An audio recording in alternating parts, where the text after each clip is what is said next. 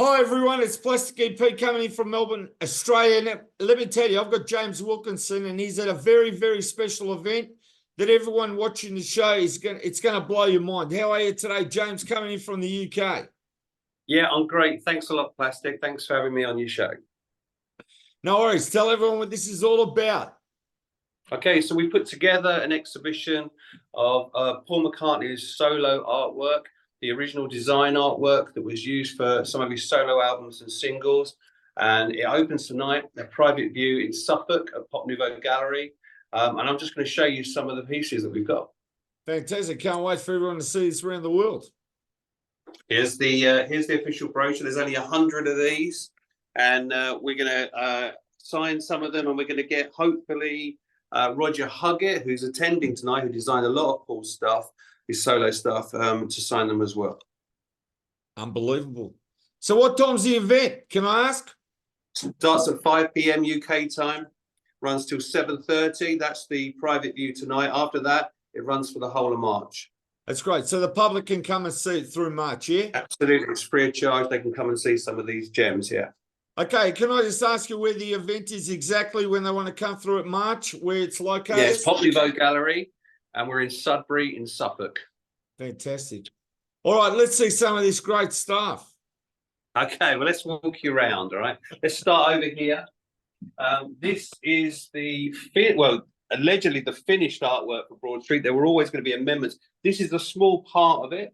There's a lot more. There's probably another 25 pieces that go with this, but these are the main ones. This piece here is the outer cover, or that you can see from the design studio. It still wasn't completely finished. These are pasted up onto here and then put on this board. These would have been put to be presented in front of Paul or his management or his record company at the time. You can still see original production, handwritten notes on this as well.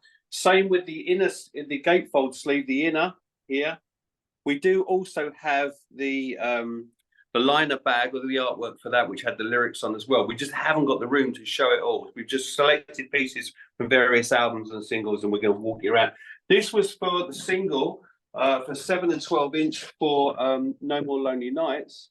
But you can see they made a mistake and just left the Broad Street on. And there's a note down here that says, no, this should be No More Lonely Nights. But that's the artwork that was presented for it. Up here, you can see the artwork for the cassette cover as well for the Broad Street album, still with production notes on it as well. Right. As I say, there's many, many other pieces for Broad Street. This is my latest piece of work we've done, especially for the exhibition, which is here, there, and everywhere. Original painting in oil of Paul.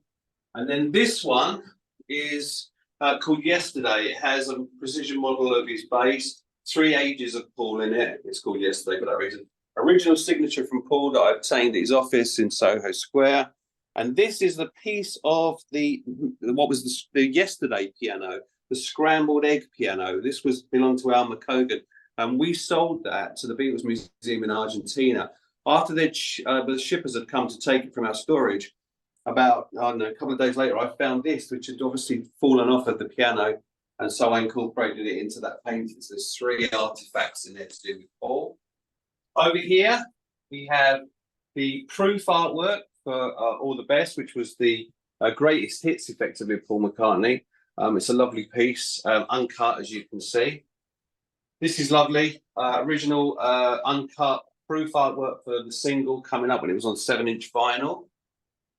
And this here are production shots and original production photographs to be used for the Moscow Live in Moscow DVD that came out for Paul.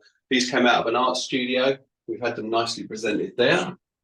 Let's go over here. Now, the single Spies Like Us was used at the end as a run out to the film. It was never a major single for Paul, but this is the artwork. This one on silver mount. This would have been put on there again for presentation for Paul. That's for the picture disc, the 7-inch and the 12-inch picture discs.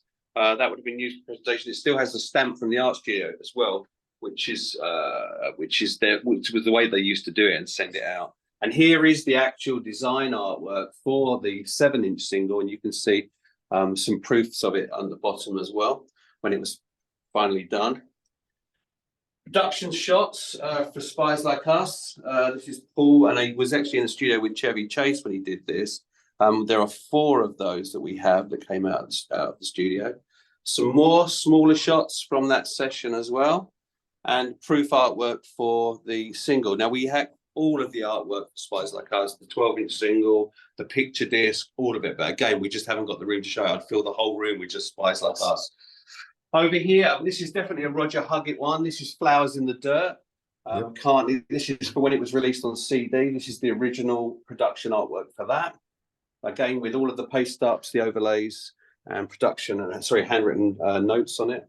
And this one is for the cassette for Flowers in the Dirt, the original art, where you can see the paste up here and the production notes. This, as far as I know, is the only transparency out for the Frog Chorus single, or the Frog Chorus actual animation that I've ever seen. We did have all the artwork for this, but that went to America. You can see these 2 figures here appear on the actual front cover of the single. This is the original transparency for that. And then we have this for Red Rose Speedway.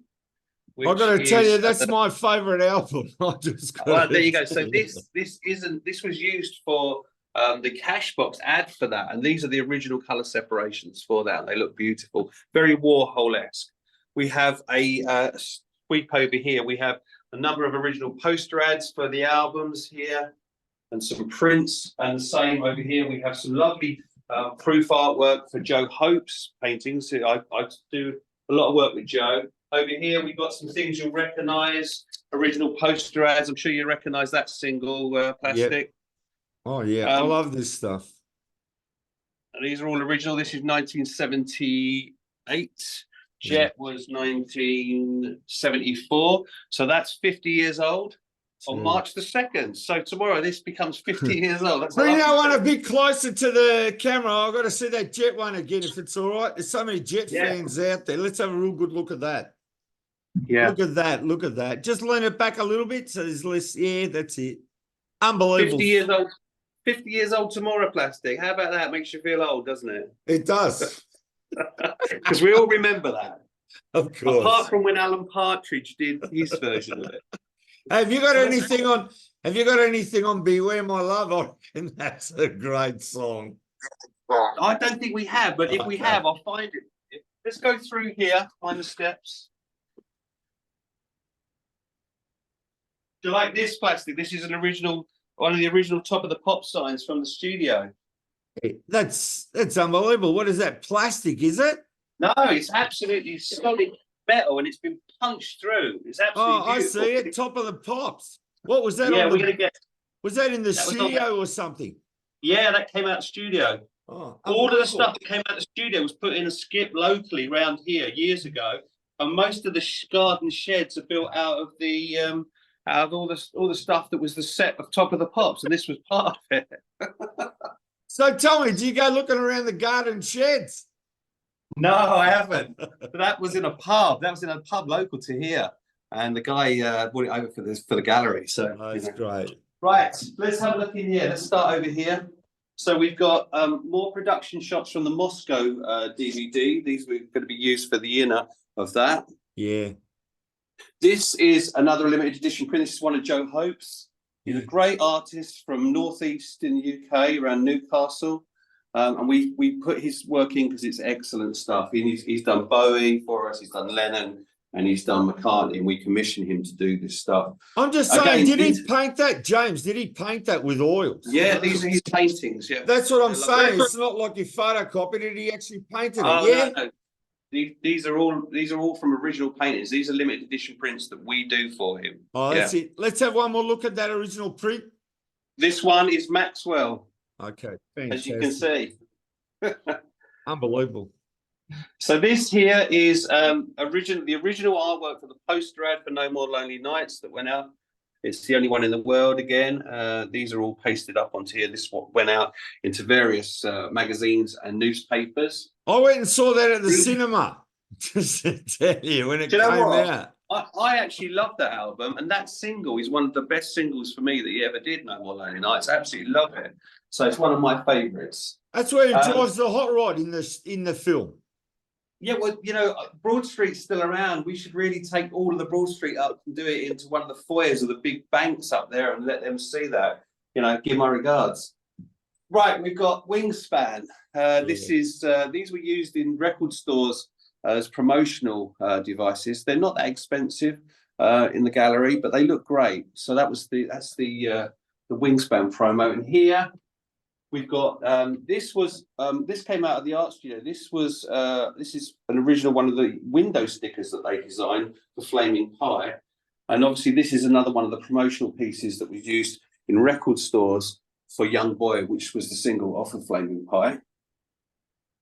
Unbelievable. This proof artwork's really nice and different. This was for a book, proof artwork for a book on McCartney, 10 Years of Archive reissues. I think we've got the only proof around of that. So we like that a lot. This is one of my collages of Paul's career, print of that. That's right. And then over here we have original poster for the Get Back tour, which was the Get Back, it was the film, not the one that's come out recently, but the original one. And I can't remember the year on that one, but it must have been, I guess, it might have been in the 90s. It could have been 2000. That's beautiful. I think I've got the DVD on that. Yeah, that's a lovely poster, isn't it? It's really that's fantastic. Fantastic. Proof artwork that wasn't released in this format on 7-inch single for 1985. Again, we've got another original piece of artwork for the poster ad for Broad Street. You can see here there's still some production artwork, so some production notes here about changing some of this. So it probably wouldn't have gone out exactly in that format because they're still saying well, this needs to be changed. Sure. This is another one of the McCartney career paintings that I did. Print of that. And if you just step back over here, you'll get a better view of this. But this, you'll like plastic. This is the original colour sets for Magical Mystery Tour. The original. That? Yep. Aren't they beautiful? They're beautiful. I mean, how did they survive? I'm asking who kept them for them to survive? Well, this is it. Every now and again, they just pop up because they've either been thrown away or, I mean, this is what a lot of the stuff, what happened to a lot of the artwork was just thrown away or left in art studios, So, we've spent 20 years putting this stuff together and finding it, and this is beautiful. This is one of them. We also have proof artwork for Magical Mystery Tour as well. That was, I haven't got it in the room at the moment, but we have got it downstairs. But that was from a later re-release in around 2010 on a heavy vinyl. But this one is 1967. Yeah, James, I've got to tell you, the original EP, right, that came out in 1967, they could not produce that here in Australia, so they imported everything from the UK. And I was fortunate enough, the little EP that opens up with the two little records in the book, I bought one in 1967 and have never played the two records on either sleeve. We've got one of those downstairs, so yeah, they're lovely, aren't they? Yeah, please. I love it. Dawn's going to bring it up for us. Great. And then we've got another Joe Hope here. Yep. Which is a lovely one. This one is the Hoffner one. Yeah, that's like a really early shot, isn't it? The record. That'll do, but I've got the record in the window. Yeah. All right, thanks, Dawn. Dawn's just brought up the proof artwork for Magical Mystery Tour, which is here. That's great. And you know what surprises me now, and is going to surprise a lot of people? The work that goes into the production of all this that no one ever sees. Yeah, well, absolutely. When I started, when I was 16 as an artist, I was a commercial artist. And that's what I did, was paste up art, which is this. Learned typography to produce these. And if I don't know if you can see close enough, but let's just take this advert for example. And in the days before computers would put this together, what we used to do, we used to have what was called a typography machine. And you would sit at a desk and you'd look through like an eye test thing, and you'd see you'd choose a font, and it would be on a piece of like a microfiche thing. You'd choose the font, and then you'd expose it onto this paper, which was a photomechanical transfer, and then you'd stamp it effectively, and it would create this, and then you'd print this out, and then you'd cut that piece of that photomechanical, or PMT as they were known, and then you'd stick it with spray glue onto this board like this, and then you'd get the photograph, which would normally, this photograph would just be for placement rather than the actual finished thing, because they would use a transparency for that. And then that would all go off to the printer with instructions with regards to color, etc. And it would come out as a proof, which is what we were saying with the Magical Mystery Tour just a minute ago. It would come out as a proof artwork for approval. And then if they approved it all and everything was good, it would be printed into the record sleeves. That was the process. So that just shows you, you know, each one of these bits is stuck on. And that, before we had computers, that's what happened. And that's why this stuff is now becoming, well, it's very sought after and very rare, because it was all done by hand. It was all done by artists, and it just doesn't exist anymore because everything in the late 90s went digital. And so all of the art studios that produced this stuff kind of just closed down because they didn't need them anymore. The record companies would have in-house artists working on it, computers to produce it. By the way, this is what you were talking about. Yeah, that's the one. I've got that. With the little booklet. Exactly. This is a very, very good condition, this one. Exactly. But what I'm saying is, how rare is it to have one that's mint that's never had the records played? Absolutely. Well, yeah, that's the thing. They're the ones you want to look for. Trouble is, what do? You've got to play it, you know. So yeah, that's what it's there for. Right. So I think we just covered these now. So that's Joe's Hofner. This is the Paul McCartney Red Square that we saw some of the artwork for earlier. And this is how that ended up. That photograph that we showed you earlier of the production artwork, that was used on here, and you can see this was used on the DVD cover, which you already have, I think. Yeah. But this is an original poster ad for that, and then this is a print of the picture that you saw before that was in the other room, and that is pretty much it, apart from the books and magazines and other things on Paul McCartney. That's the exhibition that people are coming to see tonight, to see this artwork. Most of it hasn't seen before. And I've been very lucky to be invited over to Roger's house, where he's going to show me some of the artwork, how it looked before it even got to this stage, when he was actually hand designing it all. So I'm looking forward to that. And if I can get you an exclusive on that, Plastic, you know I will. I can't thank you enough now, James. I just want you to do a wrap for everybody. Tell them now the days of the exhibition and where the exhibition is again. Yeah. So if you want to see this, if you're in the UK, you're coming to the UK. We are in Suffolk. We're in Sudbury in Suffolk. We're in Friar Street. The name of the gallery is Pop Nouveau Gallery, and it's going to run between March 2nd and March the 30th. Before we do our next exhibition. But if you're a McCartney fan, you're a Beatles fan, or you just generally want to come and see, you know, original design artwork and production artwork that wouldn't have been seen before, then you can come. And we're open between 9:30 and 4 pretty much every day, apart from Sunday. So please come along and see some of this stuff. And also, we have only 100 of these souvenir brochures. Many of those will go tonight to the private view. And you can see here, Plastic, some of the stuff we didn't put into the exhibition. The liner bag artwork and the cassette artwork as well, for the original designs for that. There's a lot of stuff that we couldn't put in, as you can see. But it's in the brochure as well. So now, I just want to ask you, is there a website they can go and see this, or maybe be able to buy one of those books there for the show if they're for sale? Yeah, well, we're going to try and fix that up today, ready for it, and they'll be able to actually download the brochure as well as a PDF file. I'm going to get that put on today, and it's on popnouveau.co.uk. James, I want to thank you so much, and that was fantastic. Now, I've got to tell you, that's fantastic for Beatles fans and Paul McCartney fans, and believe me, if I was in the UK, that's what I'd be going to right now. Well, we'd be having a nice glass of bubbles tonight together, wouldn't we? But you never know. One day, if you listen in Plastic, if you come over, I'll give you a private tour of it all. I promise you, James, I will come to the UK and I'll visit you, and I'll bring my wife Vicky. She'd love to see it. And thanks again. Yeah, absolutely. No, Plastic, thank you very much for having me on your show. Always good to speak to you. Thank you.